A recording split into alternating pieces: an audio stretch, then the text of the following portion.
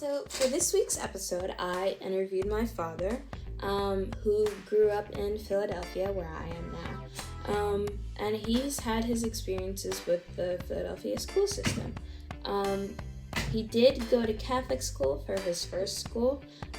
At that place, he endured like a lot of racism, and at one point, actually, he was called a racial slur.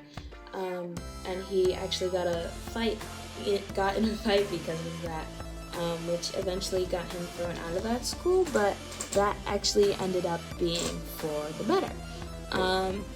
At the next school that he went to, I believe it was a public school, my dad had a lot of friends of different races, whether that be white, Latino, Asian, people from all ethnic and national backgrounds, which was really cool. He, of course, did experience a few offhanded comments and some microaggressions, but the incident that happened at the first school never repeated itself, which I think was a really large step. Obviously, those microaggressions and those comments are not what you would want, but this was around, his first year was a high school was in 1989, so this was around 1990, 1991. So I think, especially for the time period, I think that it was a pretty good shift in dynamic from what he... And here is a clip of my dad talking about his school experience, especially with what we're going to talk about today. A young black guy in Philly. How was high school for you? Well, I went to high school out on the main line. So the first high school I went to wasn't a great experience. It was a lot of racist people in there, and I ended up getting put out of school for fighting, just because I had a lot of altercations with a particular group of people. Now, I'll say at the same time, I had some really good friends. One of my best friends was a white guy that I met in my freshman year of high school, and I hung out with his family, hung out with his friends, had a great time. So I couldn't say the entire school is just racist. However, I did find that there are groups, right? So just like with anything else, you got good people and bad people. And you just had, a group of people in there who didn't like black people very much. And, it made life difficult. So for that first high school I went to, didn't like that at all. Second high school I went to, again, out on the main line, didn't. And obviously, since it was a bit of an interview, there were a couple more topics, but as you heard in the intro, the topic that I chose to focus on for this week was how black students were treated in public schools in America, and especially in Philadelphia. So, yeah.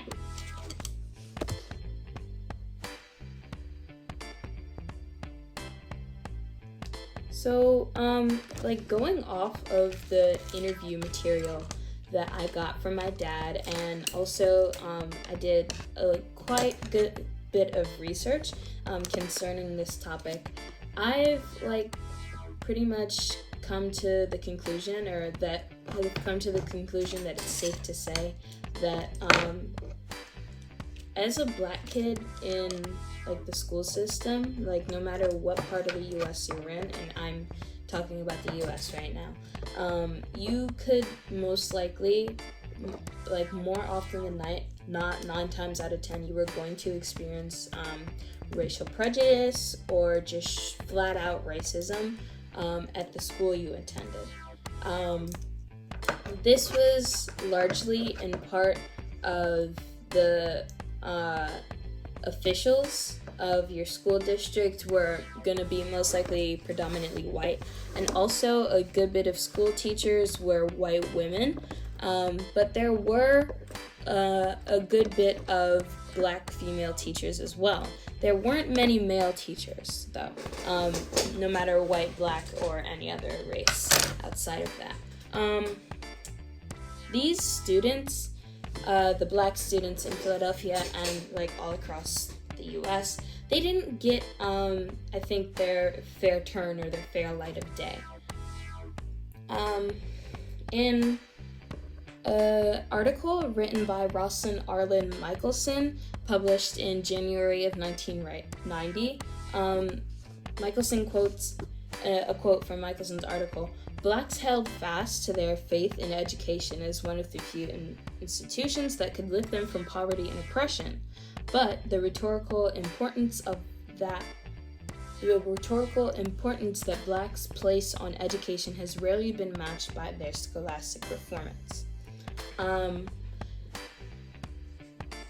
Harsh, right? I think like the first thing that I noticed immediately about that article is like a couple of the phrasings.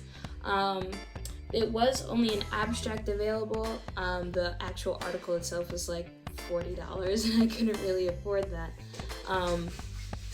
But that article, it uses the term blacks quite often, which in 2022 is something we are definitely not used to, especially like with cancel culture. But I think that this is like really telling of how people described other peoples. And not only that, black people would say whites, and just like things like that. But I feel like it's much more common to see, like if a person were to write an article about this topic, you would most likely see people of color, or persons or person of color, or black people or black peoples, black person. You don't really see the word blacks, which I think is like really telling of how the time period was.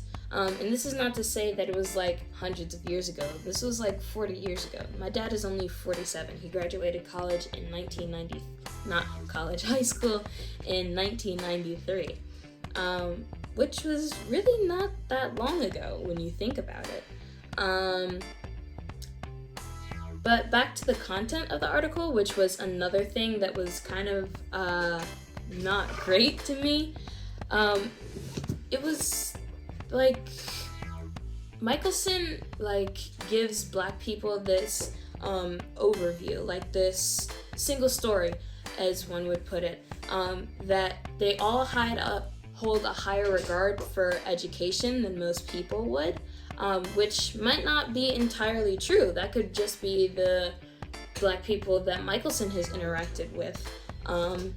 But even so, even if that was true, there's no proof that all of the black students that they interviewed or took scores from, that all of them did bad. They're singularly like grouping them.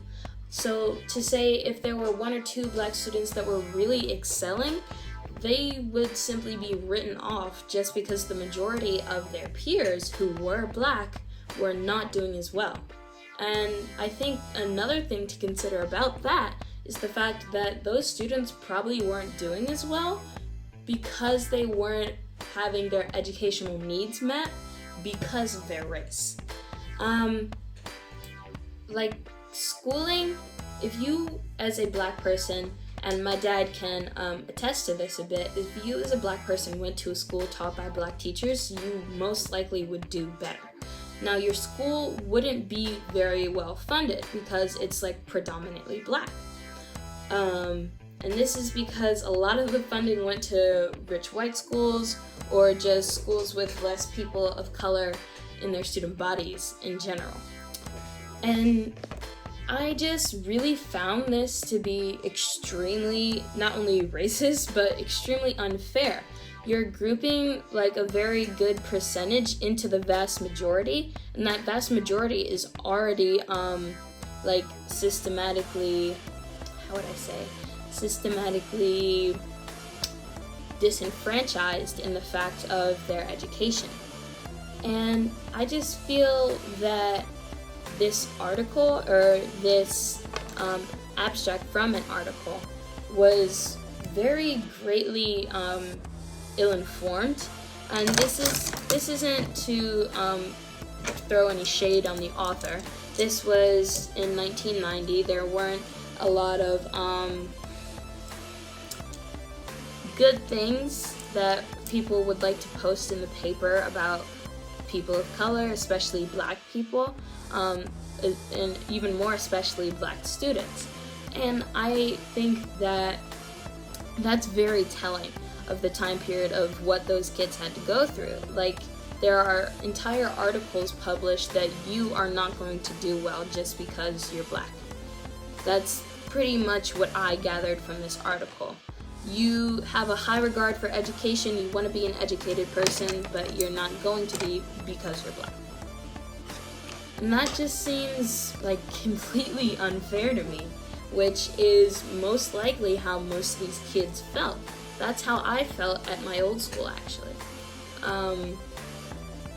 Like, my dad's kind of testimony, I would guess, and like the evidence that I found researching this topic, like from not only students from the 1980s through the 1990s, but even students from then to now, and definitely before then, like the treatment of like the school districts of America, not just Philadelphia, even though that is what I was studying specifically, not just Philadelphia, the entire US has been treating students unfairly. Like previously, when these black kids are allowed to go to schools where they're mixed, they're not segregated, and these kids were allowed to go to school at all. There were times where you weren't allowed to read a book or you would get whipped. And even past that, you were allowed to go to school, but only on the right side where the blacks were. And obviously, this was a step towards where we should be, but at the same time, I feel that it's not a big enough step. I feel like we went a centimeter when we should have gone a foot. It's just really a lot to take in.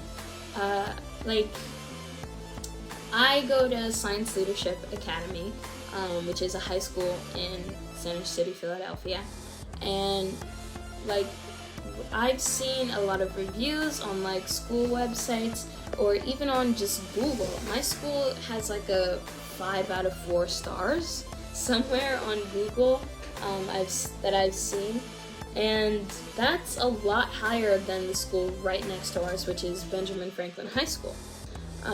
Benjamin Franklin High School has a really, really large majority of black students and staff. Like, even students at my school, and I am a part of those students, I've said these things, like, we don't have the highest regard for that school. And that's not to say just because it's a black school, even though I do, like, personally believe that's a large reason why a lot of people that go to my school and people in general that are looking at schools have those feelings about Ben Franklin. Another reason is like because of the student body. Like, I've had awesome interactions with a lot of great Ben Franklin students, and I've had some not so great ones, but in the conversations that I had with people who are willing to talk to me about their school, they said, or they kind of described, and I'm like using bigger words here, that their learning experience has been lackluster. Like, it hasn't been all that they needed it to be. And a lot of these kids were like seniors and juniors. I'm a freshman at my school, and I can definitely say that this is a lot more, like, my curriculum is a lot more than I thought I would be learning at this level.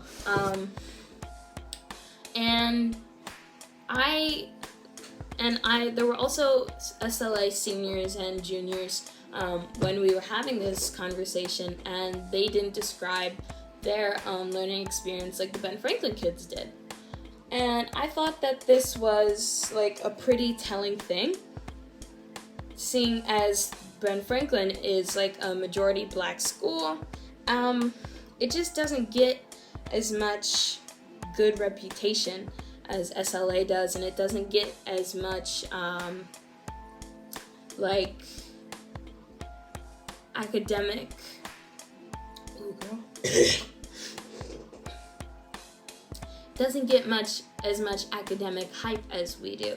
SLA stands for Science Leadership Academy, and Benjamin Franklin is kind of an engineering school, I would say. But I think that the one school gets a much better reputation than the other, which is insane because we're right next door to each other.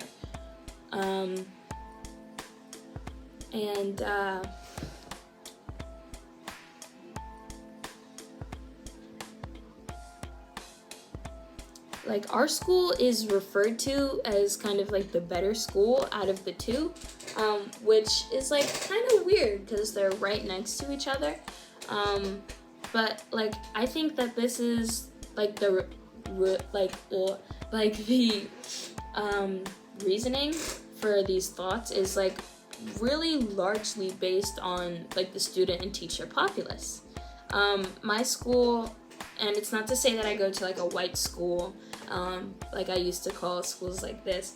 I go to a very diverse school, which is something I'm very, very happy about. It's very good to see different perspectives from different walks of life, from different people.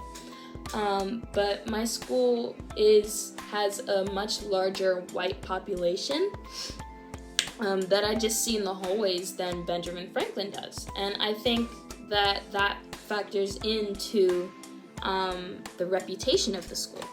And it's not to say that the teachers are racist or anything, but because they're not, you know. But it's really interesting to see just how a student body or a staff body, how the color of it can impact the school's reputation. It's very interesting to see. And I thought that was very telling, especially with all the research I had done on the topic previously. And like altogether, I think this information and these student and parent accounts, like for my dad and Ben Franklin students and like SLA students, like this has led me to believe that the school district, not only just the Philly school district, but school districts across America have been seriously neglecting Black students and Black schools. And I think that this is like a really important topic that we hold on to, because if a student feels like that and they feel that they should come forward about how they're being academically neglected or being racially singled out or profiled or having racist comments thrown towards them, I think that we need to have more exposure on this topic and have more to say, to give more evidence and give more substance to that case that person wants to make.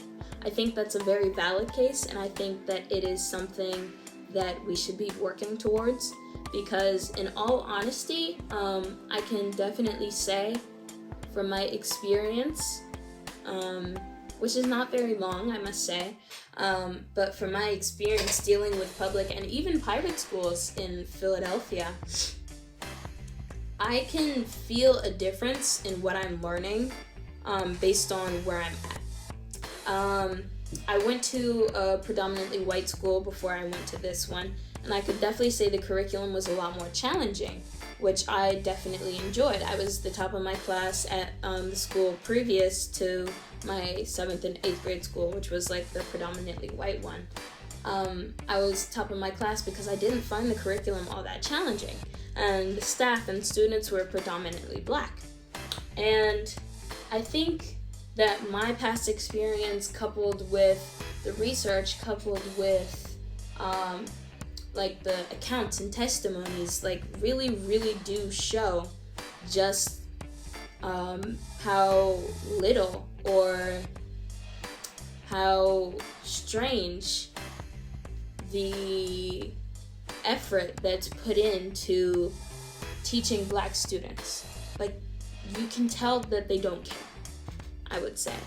And I think that, as I just previously stated, I think that it's important that we keep showing people that this is true, keep pushing the message, because like, it's insane to me that we're not talking about this. And if someone does want to talk about it, I think that they should have evidence and probable cause and reasoning. And I think showing these things and having them come to light and doing research and interviewing people and writing articles, that's a way to help someone get what they need. That's a way to help a kid get an education. And that's why I think that we should keep talking about this. Thanks for joining me on CJ Zen. CJ's news from her end. That's a little wordplay for you. And we'll see you again next week. Later.